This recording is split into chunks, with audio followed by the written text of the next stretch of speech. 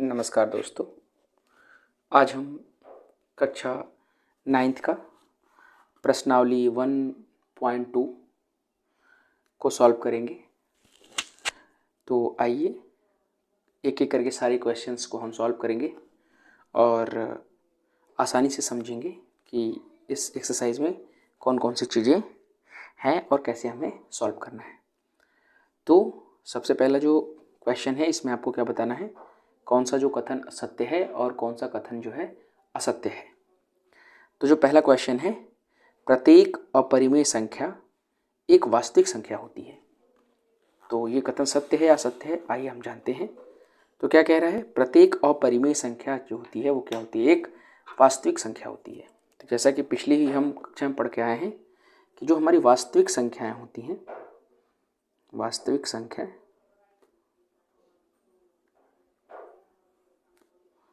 वास्तविक जो संख्या होती है उनके दो भागों में बांटा जाता है उन्हें। एक होती है आपकी परिमेय और दूसरी होती है आपकी अपरिमेय। तो हम कह सकते हैं कि प्रत्येक अपरिमेय संख्या एक वास्तविक संख्या होती है। तो हम क्या कहेंगे कि जो हमारा पहला क्वेश्चन है उसका जो कथन है वो क्या है, आपका सत्य है। क्या है आपका। अब क्वेश्चन नंबर दूसरा पे आते हैं। क्वेश्चन नंबर दूसरा क्या है, संख्या रेखा का प्रत्येक बिंदु √m के रूप में होता है जहां m एक प्राकृतिक संख्या है।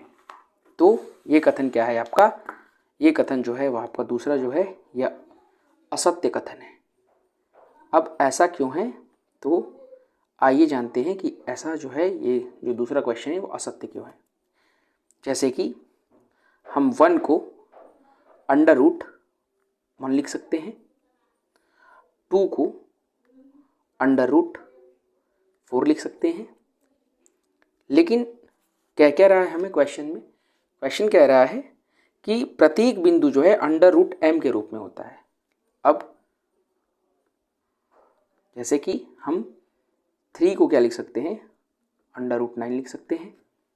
लेकिन क्या हम √2 को हम इस रूप में लिख सकते हैं क्या, नहीं, क्योंकि √2 क्या है, एक जो है आपकी अपरिमेय संख्या है जिसका मान लगभग 1.41 के आसपास आता है। वैसे ही जैसे √7 हो गया, √7 क्या है, एक अपरिमेय संख्या है। कैसी संख्या है ये आपकी, अपरिमेय संख्या है। तो हम कह सकते हैं कि संख्या रेखा का प्रत्येक बिंदु √m के रूप में होता है, तो ऐसा जो है नहीं है, इसलिए कथन क्या हो गया आपका, असत्य हो गया। नेक्स्ट क्वेश्चन है, क्वेश्चन नंबर आपका क्या है, 3 है। तो थर्ड नंबर क्वेश्चन को देखेंगे। तो तीसरा क्वेश्चन क्या कह रहा है कि प्रत्येक वास्तविक संख्या एक अपरिमेय संख्या होती है। तो आइए जानते हैं कि क्या प्रत्येक वास्तविक संख्या जो होती है वो एक अपरिमेय संख्या होती है।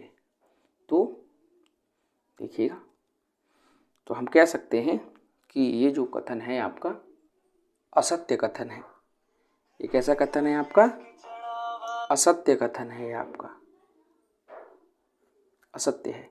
क्यों है, क्योंकि क्वेश्चन में कहा है कि प्रत्येक वास्तविक संख्या एक अपरिमेय संख्या होती है, जबकि अगर हम कहें कि जो 2 है वह क्या है, एक वास्तविक संख्या है।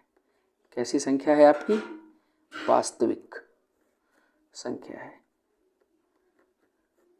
लेकिन 2 को हम 2/1 के रूप में भी लिख सकते हैं, जो क्या है, एक परिमेय संख्या है, परिमेय संख्या है। इसलिए हम कह सकते हैं कि प्रत्येक वास्तविक संख्या एक अपरिमेय संख्या नहीं होती है, इसलिए कथन क्या हो गया आपका, असत्य हो गया। आइए आगे के क्वेश्चन को देखते हैं। तो अगला क्वेश्चन है, क्या सभी धनात्मक पूर्णांकों के वर्गमूल अपरिमेय होते हैं, यदि नहीं तो एक ऐसी संख्या के वर्गमूल का उदाहरण दीजिए जो एक परिमेय संख्या है। तो आइए जानते हैं, क्वेश्चन कह रहा है कि क्या सभी धनात्मक पूर्णांकों के वर्गमूल, तो क्या है, जैसे कि हमने मान लिया क्वेश्चन नंबर ये दूसरा है। जैसा कि हमने माना कि जैसे कोई भी संख्या क्या है आपकी रूट में m के फॉर्म में है, यानी यहाँ m क्या है, एक क्या है आपका जो m है वो आपका जो है आपका धनात्मक पूर्णांक है। m जो है आपका धनात्मक पूर्णांक है। ठीक है, तो अगर हम देखा जाए जैसे हमने लिखा √1, तो इसका क्या हो गया, ये क्या हो गया 1 का। हमने लिख दिया क्या √4, इसका क्या हो जाएगा 2 हो जाएगा। लेकिन अगर हम लिख दें √2, तो √2 क्या है, एक अपरिमेय संख्या है। कैसी संख्या है आपकी, अपरिमेय संख्या है, ठीक है। जितने भी रूट के अंदर, गणनी के अंदर जितनी भी अभाज्य संख्याएं होती हैं, अभाज्य संख्याएं, वे सभी क्या होती हैं आपकी अपरिमेय होती हैं। क्या होती हैं आपकी अपरिमेय होती हैं। तो क्वेश्चन में था कि क्या सभी धनात्मक पूर्णांकों के वर्गमूल अपरिमेय होते हैं, तो ऐसा क्या है आपकी नहीं है। ये क्या है, एक क्या है आपका, ये हो गया आपका परिमेय हो गया। वैसे 2 भी क्या हो गया आपका परिमेय हो गया। लेकिन इसने कहा था कि सभी धनात्मक पूर्णांक क्या होते हैं, अपरिमेय होते हैं, तो ऐसा नहीं है। तो अतः लिख सकते हैं, अतः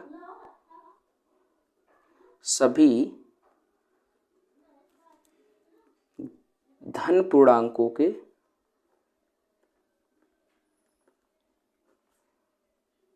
वर्गमूल अपरिमेय नहीं होते हैं, नहीं होते हैं। यह अंतिम जो क्वेश्चन नंबर 3 है वो क्या कह रहा है, दिखाइए कि संख्या रेखा पर √5 को किस प्रकार निरूपित किया जा सकता है।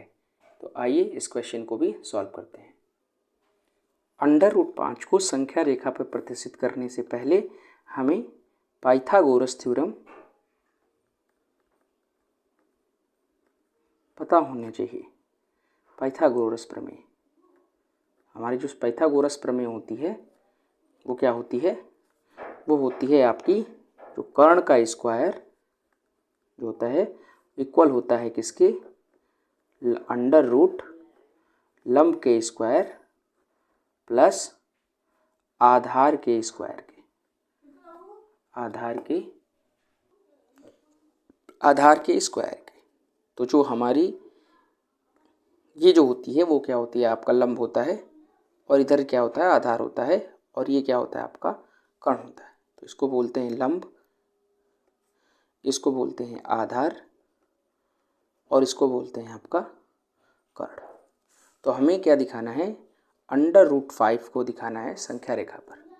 तो क्या हम √5 को जो है 1 का स्क्वायर प्लस 2 का स्क्वायर के रूप में लिख सकते हैं, क्योंकि 1 का स्क्वायर करने पे 1 आएगा और 2 का स्क्वायर करने पे 4 आएगा। 4 और +1 क्या हो जाएगा आपका 5 के इक्वल हो जाएगा। तो ये हमारा क्या कहलाएगा आपका, ये हो जाएगा आपका लंब, और ये हो जाएगा आपका आधार। अब हमें इसके बाद हमें ऐसे एक संख्या रेखा खींच लेनी है जिसपे 0, 1, 2, 3, 4, 5 ऐसे क्या करना है, प्रदर्शित कर लेना है। इसके बाद जो है हमारा जो परपेंडिकुलर है, जो हमारा लंब है, तो यहाँ हमारा लंब कितना है आपका 1। तो हम अपने यहाँ से 1 सेंटीमीटर की दूरी जो है क्या करेंगे, अपने स्केल में इस तरह से क्या कर लेंगे, भर लेंगे। तो ये हो जाएगा हमारा लंब। आधार पर हमें कितना ले जाना है, 2 सेंटीमीटर। तो इसके बाद जो है यहाँ जो ये पॉइंट आपका 2 है, इसको यहाँ से ऐसे रख के इसे क्या कर देंगे, ऐसे आपकी मिला देंगे। और मिलाने के बाद आपको अपने कंपास में यहाँ से और यहाँ तक की जो दूरी है उसको मेज़र कर लेना है। इसके बाद इस बिंदु से जो है और ऐसे जो है क्या कर लेना है आपको, आर्क लगा लेना है। तो जिस बिंदु पर जो है ये प्रतिच्छेदित करेगी, इसी पॉइंट को हम क्या कहेंगे, √5। तो थैंक यू। आप सभी को वीडियो कैसी लगी ज़रूर बताइएगा।